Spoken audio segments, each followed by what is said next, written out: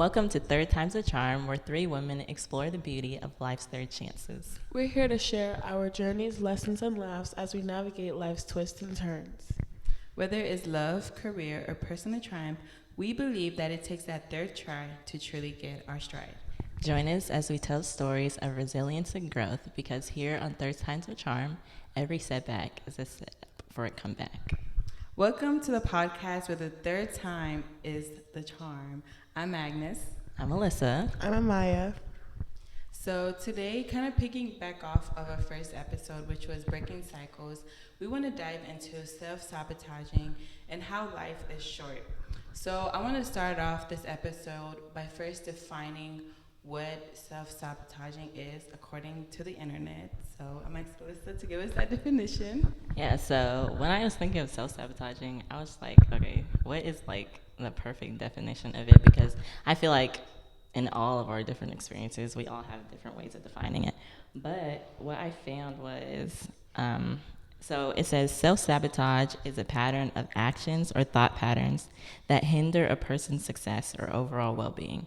So basically what I get from that is when people tend to self-sabotage, it's kind of like a constant cycle where they're repeating the same behaviors, and that eventually leads them to self-sabotage. Okay, so what is like, I guess like from that definition, what is one word you guys would come to your mind when you would think of the word self-sabotaging? I think for me, I would just say holding back. I think when I tend to self-sabotage, it's coming from a place of like fear. So like either I'm scared to try something different, or I've had like a specific experience and I'm scared that it would happen again. So I find myself like self-sabotaging in that way, because it's like, all right, I've already been through it and I already know what the outcome is going to be. So like I tend to hold back. So I think for me, it would be holding back. I think one word I think of is fear. I think most times when we do things, we don't see like a consequence for them. So when we self-sabotage, we're thinking this could go very, very bad. So let me stop it before it even gets to that point. So I would say fear. Okay, I think for me, the word would be limit.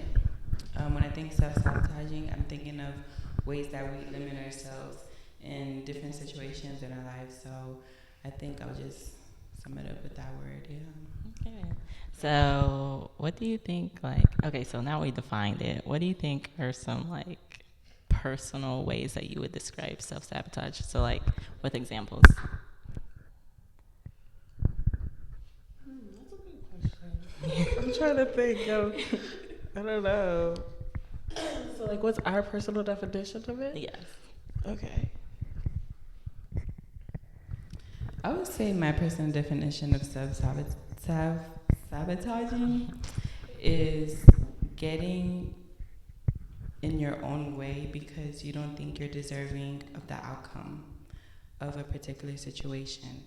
And I think I was able to come up with that definition for myself, because I feel like every time that I am self-sabotaging, or when I think of telling someone like you need to stop self-sabotaging, I think that's what I'm thinking of, like stop getting in your own way because you think you know the outcome, or you think you don't deserve that outcome that's coming to you. So I think that's how I would define it personally.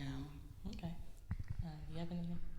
I agree. I'm still trying to figure it out for myself. I cannot lie. I'm still trying to figure out my own definition. But I think just like summing it up with just being afraid of what could come next. So kind of just piggybacking off of what Agnes said.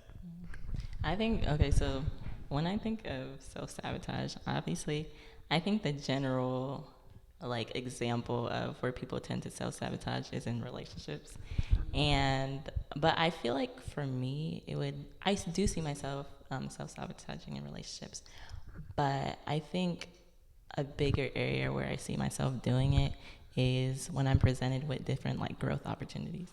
So when I see something presented to me and it's like, okay, that's gonna require me to change, that's gonna require me to just move a little different, I tend to hold back. So my mindset is kind of like, okay, this is new, and I've never like gone through it, and so I don't think I'm capable of going or like even what's the word? Um, I don't think I'm capable of handling those things. So I tend to just like shy away from those new opportunities because like I don't know how this is gonna go. So yeah, I don't know, but yeah, it's hard. Yeah. It definitely is hard. So, where do you guys think your self sabotaging come from? Like, where do you think it originates from? Like, what's the core of the problem? So personally, I feel like I have three areas where it came from.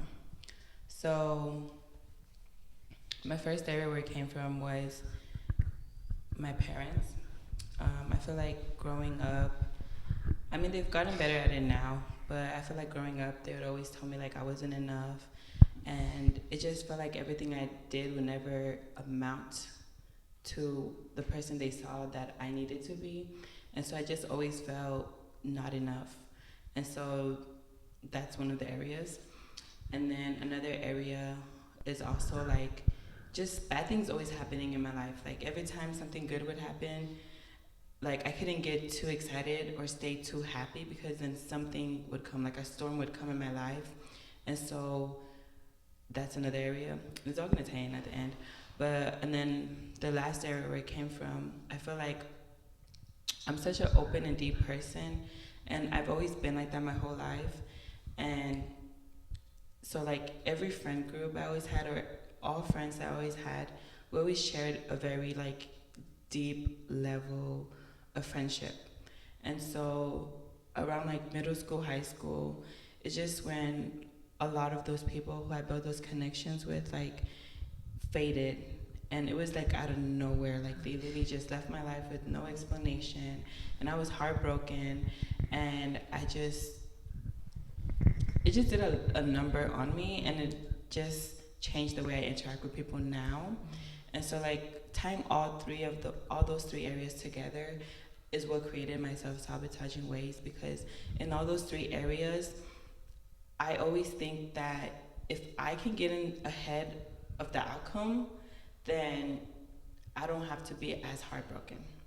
So, for example, like when it comes to like anything like related to my career, to relationships, whatever, I'm always like, let me do something to to make the outcome negative, because I know it's not gonna be good. Like I know the outcome, and I rather me be in control of that outcome than like the world or the universe or God controlling that outcome.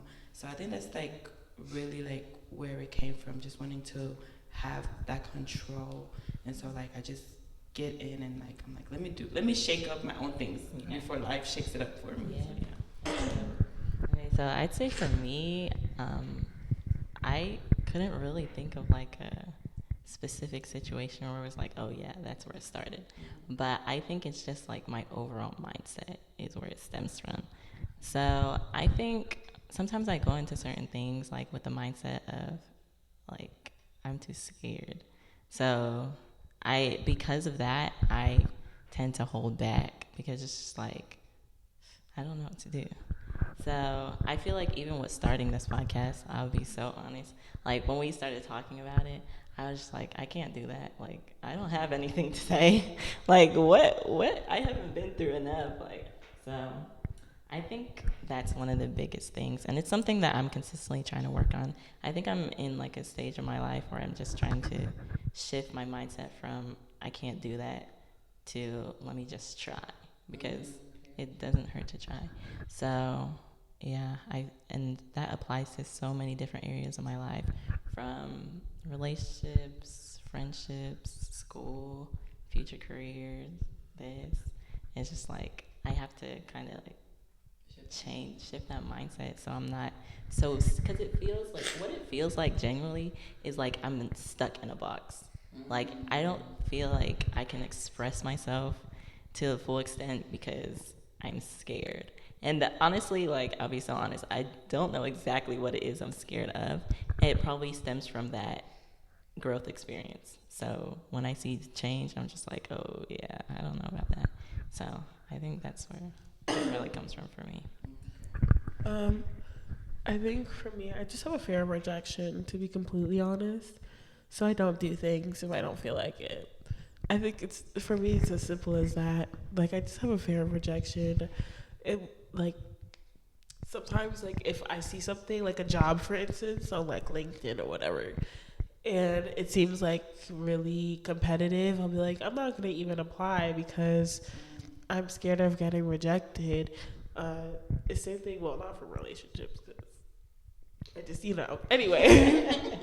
But yeah, I just have a fear of rejection, so I just kind of stay in my place, I guess, which is not always a good thing because how are you gonna experience life if you're always just staying in your place? You know, like sometimes you have to open the door and go outside and take a walk and see what's out there in order for you to really experience things and learn more about yourself. So I would definitely say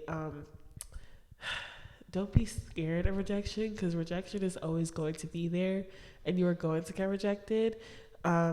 Just learn how to take no as an answer and keep moving with your life if that's your reason for self-sabotage, because I know that's mine, so I'm really talking to myself right now. I mean, not to interject, but like while it's still on my brain, I think like hearing you guys talk about like your reasons, I feel like I could relate with like all of your guys' reason, especially heavy like on rejection. Like that used to be like a big fear of mine, and I think like something that really helped me kind of overcome that was thinking about Jesus. Like he was literally rejected, and he's a perfect. Is it being? No. Yeah. He's perfect, and he was rejected by a lot of people, still rejected by a lot of people. So it's like, who am I who has flaws to expect not to get rejected? And I feel like, I don't know, like you're doing something right. I feel like you're doing something right if you're getting rejected for certain things. So I think that's a way that has helped me out overcome that. I was just gonna say after what Amaya says about rejection, I was just thinking, I was like, so why is it that we're afraid of that? But I think it's because we tend to overanalyze situations and we make it bigger than it seems. So it's just like, yeah, no. So, but when you like think of it for what it is, it's never as serious as what you, yeah. So really just like overthinking, and overthinking, it will take you to another end of the world. So yeah, but going off of what you said, I think, like, obviously you said that Jesus was rejected, but the idea of self-sabotaging is literally us just, like, not trusting God. Like, we think, okay, God, you are going to put me in this place, or you have presented me with this opportunity. But we forget that he literally has everything planned out already. So he knows what's next for us. But we're like, I don't know what's next for me, so I'm not going to go into that. So it does come from a place of mistrust and doubt. So we kind of have to get out of that and say, okay, if God is giving me this opportunity, it's for a reason, and just put ourselves in it. Another reason, I didn't realize I had so many reasons for self-sabotage. I'm just a self-sabotaging girly. But in saying like not trusting God, I also have a problem where I'm a control freak. So I want to have control of everything in my life. I want to have a control of the outcome. I want to have a control of the process. I want to have a control of the beginning, everything. So sometimes it might come off as like, oh, you're very direct, you're very bold, but no, I just want the control. Like, if I like someone, I'm gonna take initiative and talk to them, and I'm gonna, like, that's my controlling ways. It's not a flex, but yeah, I feel like I'm learning to like let go of my control, and also like with what I said earlier, with me, like if something good is happening in my life and then something just bad happens, I always want to control every outcome. So I'm that type of person. I'm gonna have a plan A, B, C, D. Like I'm gonna have so many plans. And did you guys watch Inside Out too? Yes. No. Oh. Oh, you didn't watch Inside Out too? We have to watch it. But it was so cute. But I think like the biggest lesson, like that movie was made for me. I was sobbing. Like when I saw like Little Anxiety, I was like, Yeah. that is literally me. Yeah. And like anxiety just like had to let go. Like he just had to let go. You know, they got him that little comfy seat. He just sat back, and that's all we gotta do in life. Sometimes, just not sometimes, all the time. Okay, let go of all the scenarios that come up in our heads, and literally just let God. So I kind of want us to give like scenarios or like examples of like self-sabotaging, just if like anybody still don't know what self-sabotaging is, you know, we'll have like those examples or scenarios so you could be like, okay, it's clicking now. So I mean, I can go first. So I think like the biggest like self-sabotaging things I think of is like in terms of relationships, any type of relationships. So for example, like you're put in an opportunity where you get to meet different people, but okay, say like as a black person, as a black woman, you're invited to this opportunity, like you're the only black person, but you think like, oh, like they're not gonna like me, like I'm too ghetto, like I'm too much for these people. So you don't even give yourself the opportunity to go interact with these people on an intimate personal level because you think, oh, they're not gonna like me because of the color of my skin. And I have been in those situations where I don't even get close to people because I'm like, I already think they're not gonna like me. So to save myself again from that rejection, I just don't even give it a try at all. And they could have been some of the people that I need to get me up there. So Yeah. Okay, so like if we go deeper into like relationships, I think I see myself like set unrealistic expectations for other people, and so that's what I have in my mind. So I'm just like, okay, you're supposed to do this, this, this, and this, and when you don't, I get upset. But that's not who you were. You show me who you were, but in my mind, this is who you were supposed to be, and you're just not doing what you need to do. So because of that, yeah, literally. And so when we put ourselves in those situations, that's what sets us up for failure because it's like they were never that. That was just what you had in your mind. So from those situations, we can get like hurt, and then that will prevent us from future opportunities that can be presented to us. Where it's just like, okay, the same thing's gonna happen again, so I'm not doing that. So yeah. Okay, so I think the place where I self sabotage the most in my life is probably my academic life. Um, I'm really afraid of like going out for things and doing things that will like put me out there, I guess. So if we're doing like projects or stuff in class, and like now that I'm like really in my major and like really finding out what I like to do, it's like it can be hard to just be like, yeah, I'll do it, yeah, I'll do it, because I don't want people to like reject me. I don't want people to be like, oh, like that's not good, like I don't like what you did there. Um, because people can be very critical. So sometimes I'm just like, I just sit back and I'm like, oh, like I can assist with that, you know, like I won't take head on that, but I'll assist with it. But I guess lately I've been more willing to just be like, yeah, let me do that. I'll do that for you. I'll do that. Um, you know, if I have ideas, I'll present them and see who likes it. So yeah, I'm just kind of learning not to self sabotage in my academic, and I guess it is part of my career now. Like it's just in my career, and yeah, in that part of my life. Yeah, I think it's very easy to self sabotage when you're placed in like different leadership positions. I think that's one of the main reasons why I didn't take a lot of those leadership positions that I've been presented with, because it's just like, okay, I'm supposed to be controlling everybody, but what if they don't like my idea? What if they have something else in mind? But that's just where collaboration comes in hand. Oh, everyone can put in their whatever they want to say, and we could work it out together. It doesn't have to be me literally saying, you do this, and directing everything. We could all work together. But I think it's very easy when you're placed in those positions. It's just like, I'm a little scared. So yeah, in those leadership positions, I definitely see it as a big area. Just going off of like personal experiences, I think overall It just comes from the constant belief of I'm not good enough for this. So that soon becomes like our reality. And it's just like, and then from there, it just all goes downhill.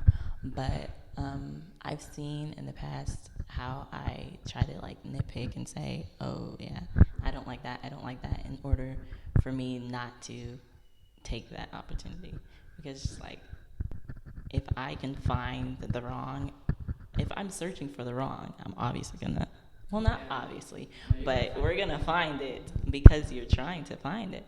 But I think overall, you just have to be willing to just take it for what it is. Obviously, be aware of situations and protect yourself. And this comes not just relationships, but just like in any area. It's always protecting yourself, but not being afraid. So yeah. Alrighty, so like in all those areas that we mentioned, our lives, relationships, career, friendships, whatever, how could we stop self sabotaging? How can we overcome it?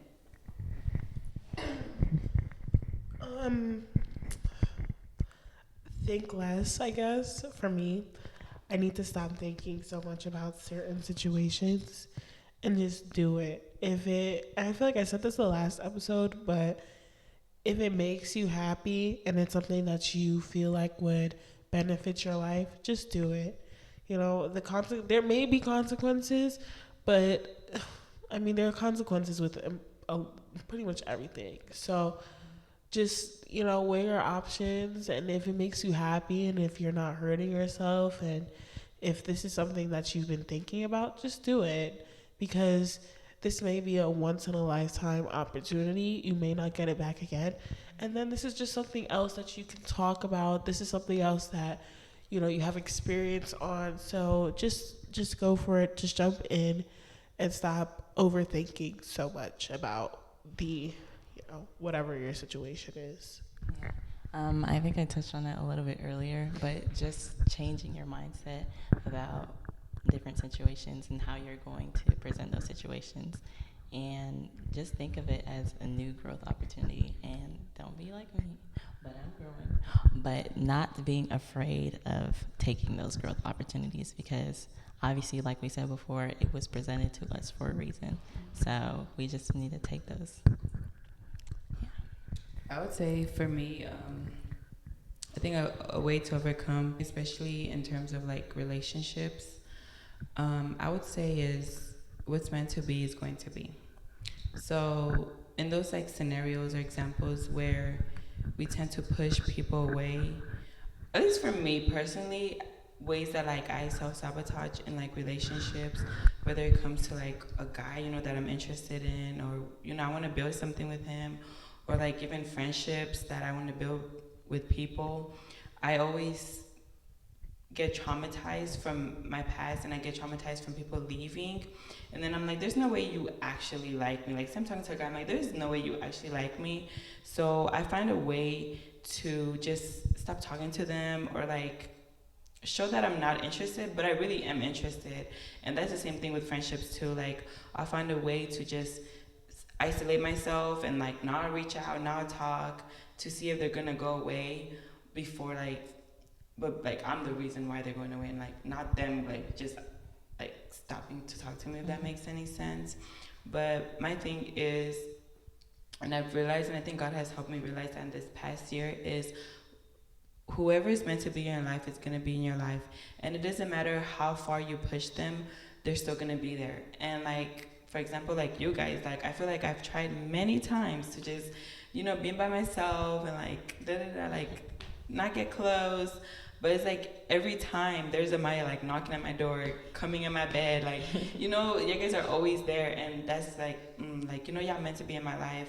And the same thing with whatever guy you try to self sabotage. If he's really meant to be in your life, he's gonna be there no matter what you do. Like he's still gonna be there, because like what God has for you is for you, no matter what you do, no matter if you can't see it, is for you. And I think of like even like in career wise, like those people who are like, oh, like God told me I need to be a pastor, but like I didn't do that. I went to med school, and like 16 years down the road, I'm a pastor, like that. So it's like what is meant for you is gonna be for you, no matter what you do. So I think that's how you can overcome it, just knowing like, if it's meant to be for me, it's gonna happen.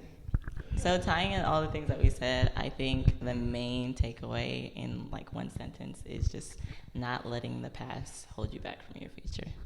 Oh yeah. Yeah. And that's a wrap on another empowering episode of Third Time's a Charm. Thank you for joining us today. Until next time, keep shining bright and embracing those third chances that make life extraordinary. Bye.